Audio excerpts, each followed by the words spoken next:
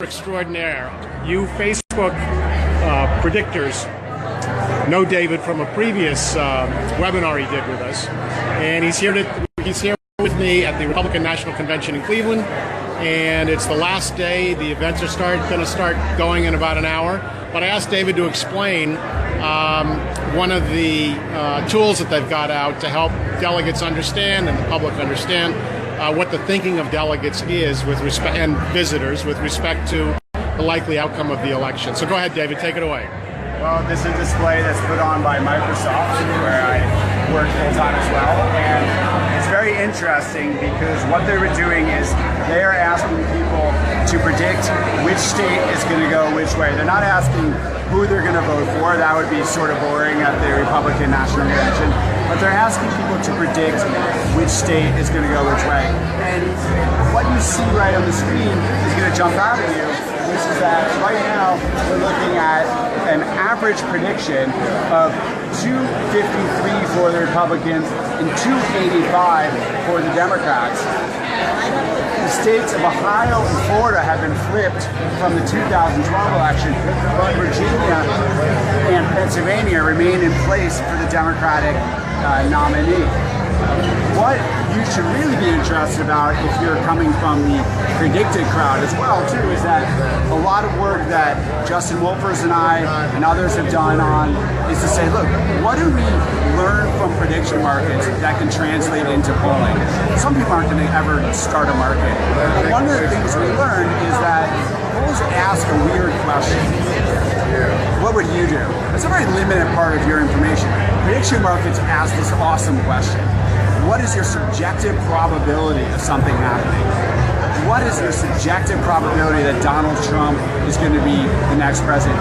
This thing asks a little bit slighter, saying, what is your binary probability of Washington State or Pennsylvania or Virginia going for Donald Trump or Hillary Clinton? It's a little more complicated question. It gets a lot more information out, even in a crowd that is filled with Republican delegates. And of course, a lot of press and visitors. We have a map here that still points towards a likely Democratic victory. Great. Thank you, David.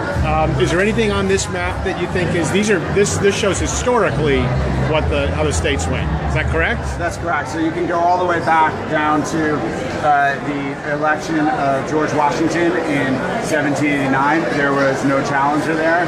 You could go up to some exciting recent years. 1972.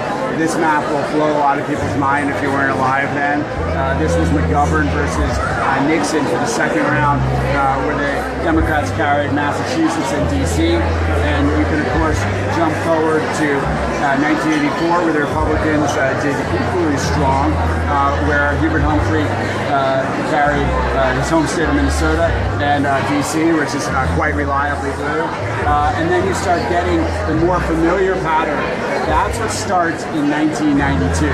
You still have a few holdout Democratic states in the South.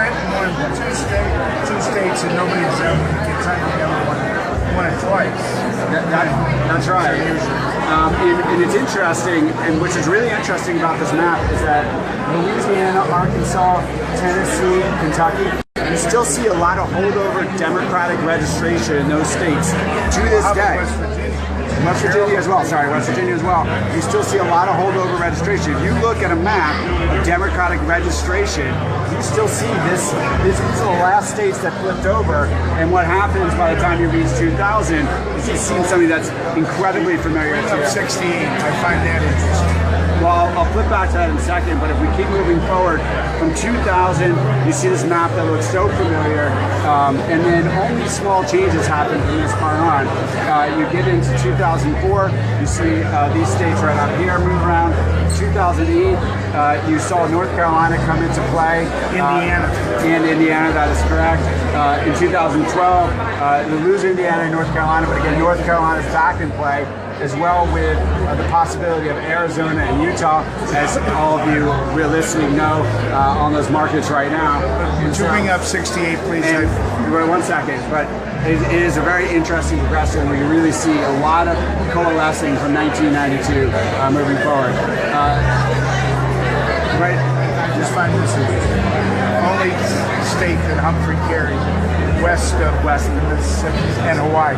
Well, Where's Hawaii? When you go back in time, and you also see, remember Texas was one of the late switchers as well. And then of course you have, that was a major. and then of course you have the southern states, which pulled off around here. But really, this is when the map starts looking familiar, and it's not that far back. When you start seeing this whole thing, Montana, 92, but that 96. and Montana, which still has some Democratic leanings on the senatorial and gubernatorial side, but really a wide breadth of time. It's only been the last 6 cycles where you really see this map that we know and feel so strongly about today coalesce, and we'll see what happens this year around. Great. David, thank you very much. Let's go inside the convention hall and give people a peek. This is taking off of the 2008 playbook where the Republicans who went second, the candidate that represents the party in power always goes second in conventions, did the same thing. They announced Sarah Palin the morning after the Democratic convention. It really steals a lot of thunder, and it really complicates. There's really going to be no polling that just captures the events of last night's polling in it, tonight's events in it. But second of all, markets are going to see a different type of thing, right? Because markets are incorporating it. We're assuming that Trump does something tonight. What's the assumption? You need to tell me. I look through the PredictIt forums to try to get that as well. You know, expectations are pretty low for tonight. If Trump does a decent job tonight, is that enough? What are people looking for? That's what the markets will be incorporating in, whether or not he does not. He is behind me. That is for sure. He is 3 points behind in the polling. He is down in basically every swing state from 2012 and a few swing states from 2008 and a few swing states. We haven't talked about swing states in 2 decades. So if that is the case, then he needs to do well tonight to move forward into the Democratic convention next week as a leader, and that is what we'll be looking for tonight. The markets will react immediately to what they see on the screen, but they'll also react in the hours in day, basically, over how people react to what they saw. Because that's important. What we see on TV, what you as sophisticated viewers see, that's not as important as ultimately what the soundbite is tomorrow on the Today Show with Good Morning America, what they talk about in the Sunday talk shows, which then lead the narrative into the DNC.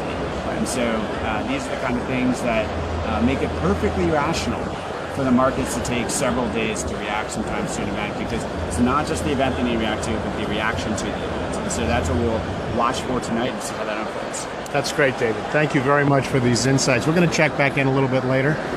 This is John Aristotle Phillips with PredictIt.